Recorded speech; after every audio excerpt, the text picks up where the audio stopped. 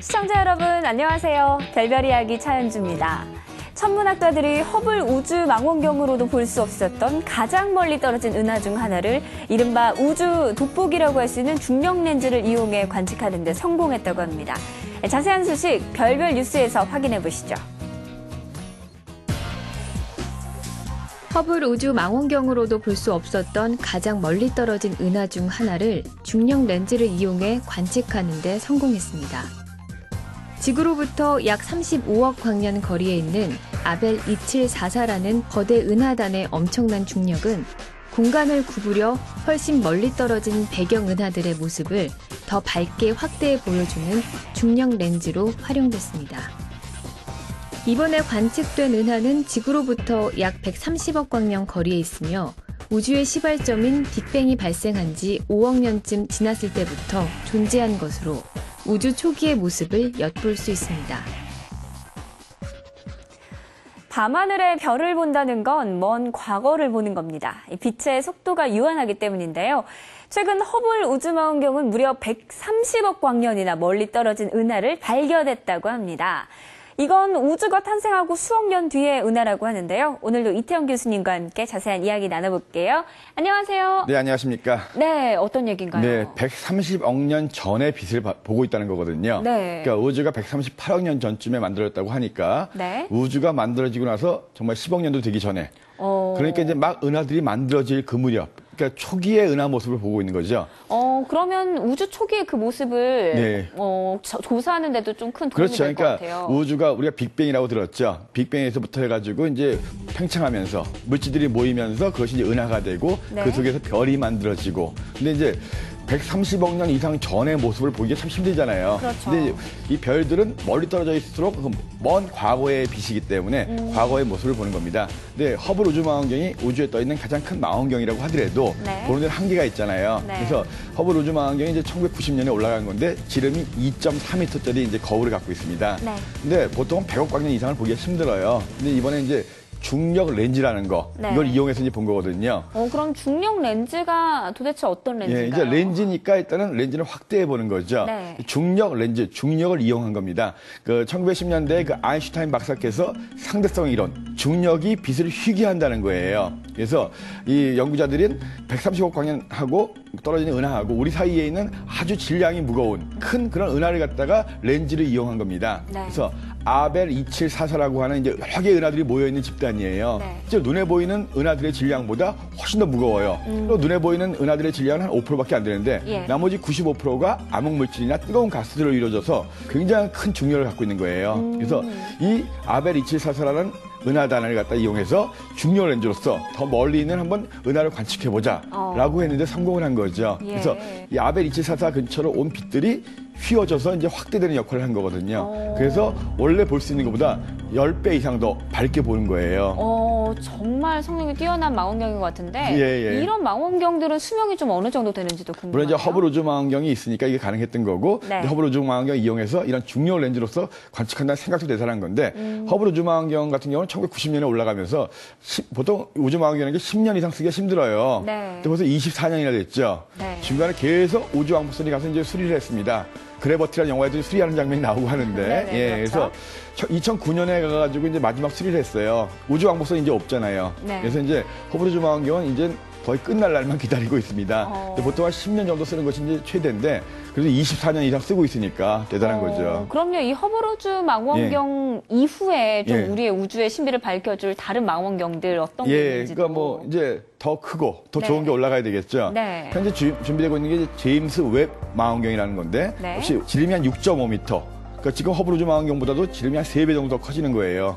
그러면 면적으로 치면 이 제곱이니까 거의 10배 가까이 더 이제 빛을 밝게 보는 거거든요. 네. 그래서 이 제임스 웹 우주 망원경이 한 2018년경에 이제 올라갈 계획인데요. 네. 이 목적이 뭐냐 하면 더 멀리 보겠다는 거예요. 지금 허블 우주 망원경 같은 경우에는 중력 렌즈를 이용할 수 있는 부분은 극히 한정돼 있고 예. 그래서 이 중력 렌즈를 이용하지 않고도 거의 우주 끝부분까지 보겠다. 네. 그래서 2018년에 제임스 웹 우주 망원경이 이제 올라가게 되면 정말 우주 정말 초기 모습들 이런 걸 볼 수 있는 날도 올 것 같아요.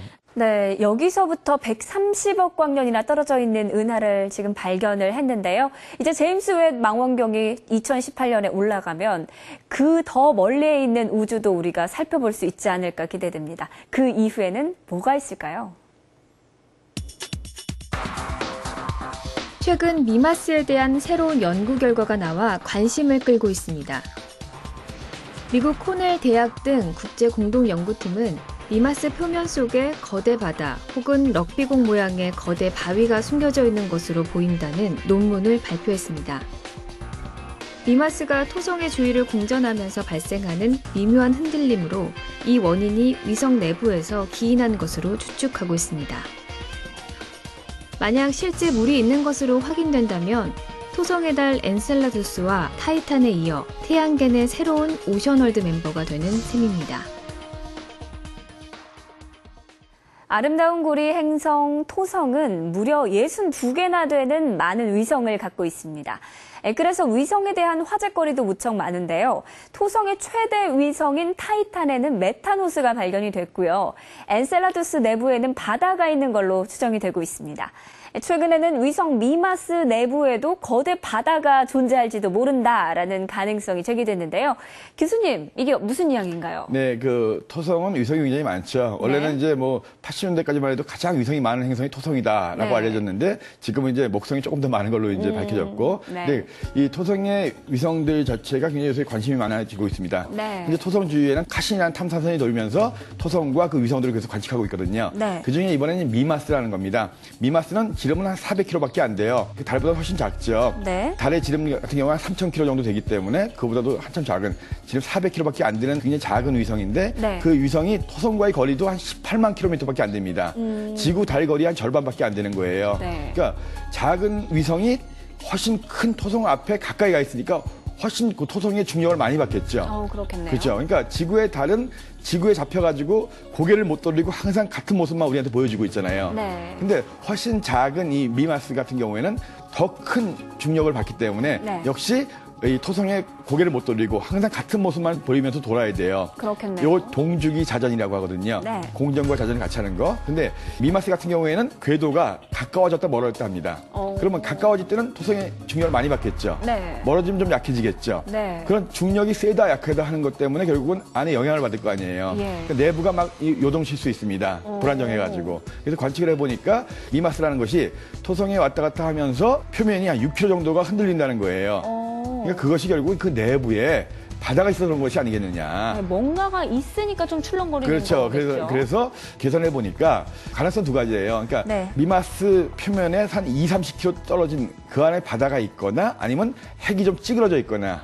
그런데 만약에 그 안에 진짜 바다가 있다라고 하면 뭐 어떤 영향을 끼치는 건지도 궁금해요. 미마스도 그렇고 엔셀라두스도 그렇고 이 얼음 행성이기 때문에 그러면 물이 있다, 녹아 있다, 바다가 있다. 그러면 결국 우리가 관심 있는 거는 생명체죠. 네. 그래서 이 태양계 내에 아직은 지구밖에 없는데 생명체가 존재할 수 있는 곳이 하나 더 늘어나는 것이 되겠고 네. 근데 그걸 확인할 수 있는 방법은 거의 없어요. 확인할 수 있는 방법은 미마스 표면에서 얼음 화산이 뭐 솟구쳐가지고 거기서 수증기라든가 이런 것이 나오기 전에는 확인할 방법이 별로 없습니다. 네. 물론 또 미마스를 관측하기 위해서 탐사선을 별도로 보내면 모를까. 그러니까 아무튼 이 미마스라고 하는 것 자체가 토성에 굉장히 가까이 있는 그래서 굉장히 토성의 중력을 많이 받는 자그마한 위성인데 역시 여기 바다도 있을지 모르겠다. 근데 토성에는 타이탄이라는 게 제일 큰 위성이죠. 네. 타이탄, 미마스, 엔셀라두스 네. 이름들이 참 별로 이렇게 익숙하지 않죠. 네. 이게 뭐냐면 다 이 그리스 신화에 나오는 거인족들의 이름이에요.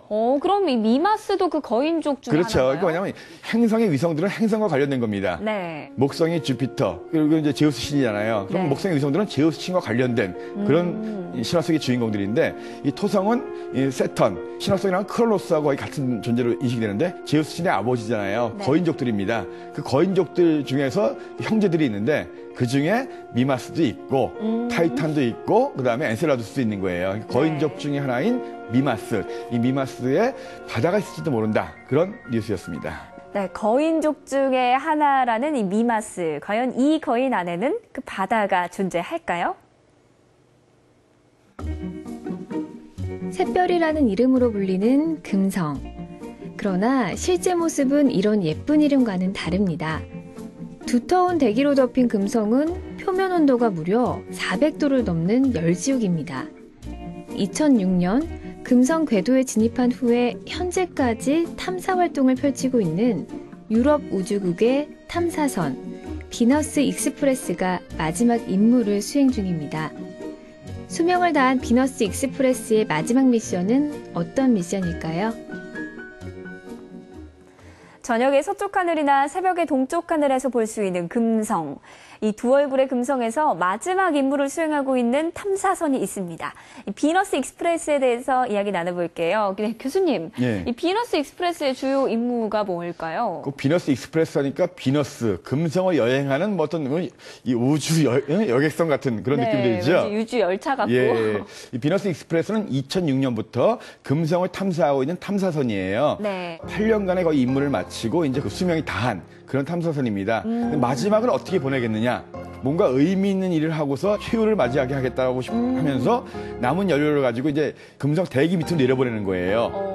그러니까 현재 한 130km까지 내려갔거든요. 그럼 정규 임무는 지금 다 끝이 난 거죠? 났고 이제 추가적으로 이제 하는데 어차피 지구로 갖고 올 수는 없잖아요. 네. 그래서 어쨌든 거기서 최후를 맞이해야 되는데 금성 대기 속으로 내려가면서 금성 대기와 금성 대기 속에는 약한 자기장을 한번 측정해 보자. 네. 금성은 굉장히 대기가 두꺼운 행성이잖아요. 내부가 안 보입니다. 우리가 화성 같은 걸 보면 굉장히 그 표면을 볼 수가 있는데 네. 금성은 지구보다도 100배 가까운 두꺼운 대기를 갖고 있어요. 대기의 대부분은 이산화탄소고 그러다 보니까 햇빛을 받아서 그대로 반사를 시키거든요.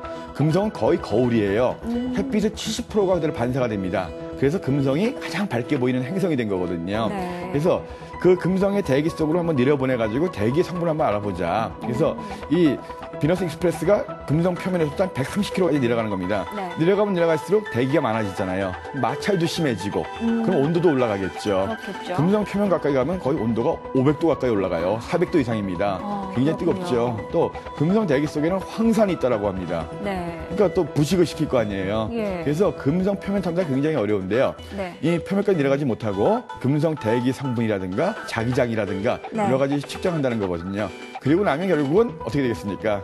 점점 이제 다시 올라올 힘도 없어지고 네. 그래서 그런 금성 대기를 좀 더 연구하고 올 연말 정도 거의 수명이 다해서 금성 속으로 이제 추락을 하겠죠. 네, 또 금성은요, 지구와 쌍둥이 별이라고도 예. 많이 불리잖아요. 크기도 그렇고, 질량도 그렇고, 많이 비슷한 점이 많은데, 네네. 어떤 점이 좀 다른지. 사실 크기만 같아요. 네, 그러니까 쌍둥이라고 해가지고 보통 모양만 같은 거거든요. 네. 크기만 같이 다 틀립니다. 기본적으로 금성은 너무 뜨겁잖아요, 표면이. 대기가 두껍기 때문에. 그렇죠. 표면 온도 틀리고요. 그다음에 지구는 23.5도 기울어가지고 이제 하루에 한 바퀴 돌잖아요. 네. 금성은 물구나무에 서서 돕니다. 오. 물구나무 서서 돌다 보니까 거꾸로 돌아야 돼요. 네. 천천히 돌겠죠. 예. 그래서 하루가 1년보다 더 길어요. 자전하는 데 걸리는 시간이 공전하는 데 걸리는 시간보다 더 깁니다. 네. 거의 300일 가까운 정도의 자전 주기를 갖고 있어요. 네. 그러니까 똑같은 게 거의 없습니다. 그리고 대기 성분도 지구는 주로 이제 질소, 산소인데 여기는 이산화탄소가 대부분이고. 네. 그래서 겉보기에는 참 크기는 지구와 거의 같아가지고 쌍둥이처럼 보이지만 실제로 내면을 보면 지구와 너무 틀린 지구의 태양계 행성 중에서 가장 뜨거운 곳입니다. 네. 인간들이 가장 가서 살기 힘든 곳. 그래서 모양만 같다고 쌍둥이라고 생각하지 마세요. 네, 그러네요. 네, 지금 열심히 금성 탐사 임무를 모두 마치고 지금 마지막 임무를 향해서 금성 내부로 열심히 달려가고 있는 비너스 익스프레스. 과연 그 수명을 다하기 전에 어떤 연구 결과를 또 보내올지도 기대됩니다.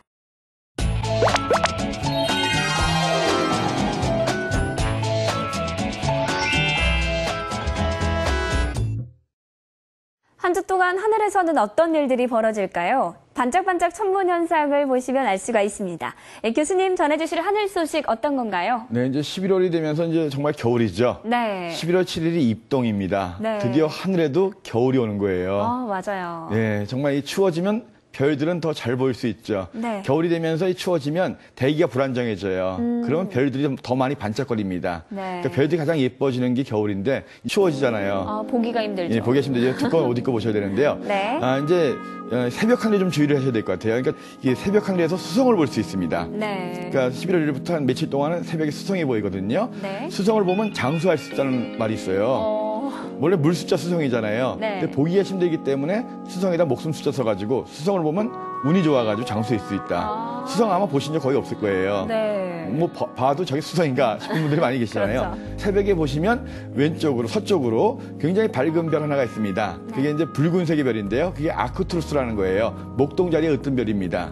붉은색이기 때문에 좀 눈에 띄거든요. 그 오른쪽으로 보시면 그거보다 좀 더 밝은 게 보여요.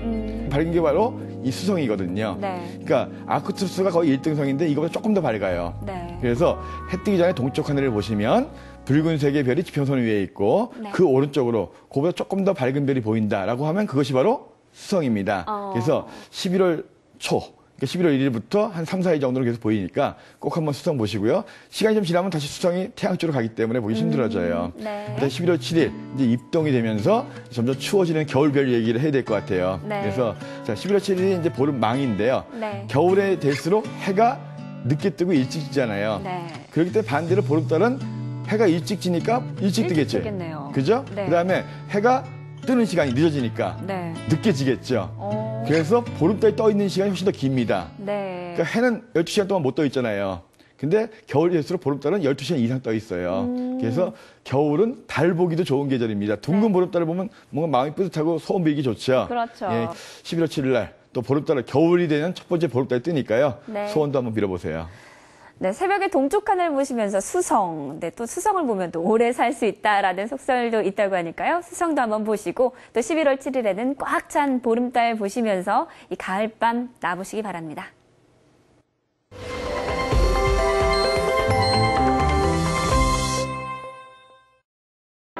별별 이야기 오늘 준비한 소식 여기까지입니다. 즐거운 시간 되셨나요? 다음 시간에도 재밌고 알찬 소식들 가득 준비해서 찾아뵐 테니까 기대 많이 해주시고요.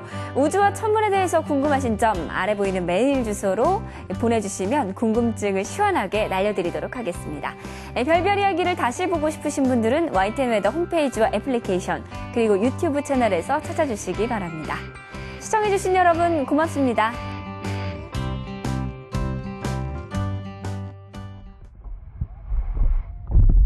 Now your eyes are bloodshot. Gorski, is this correct or what?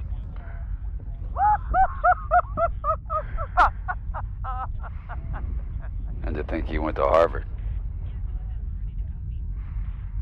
You gotta admit one thing. Can't beat the view.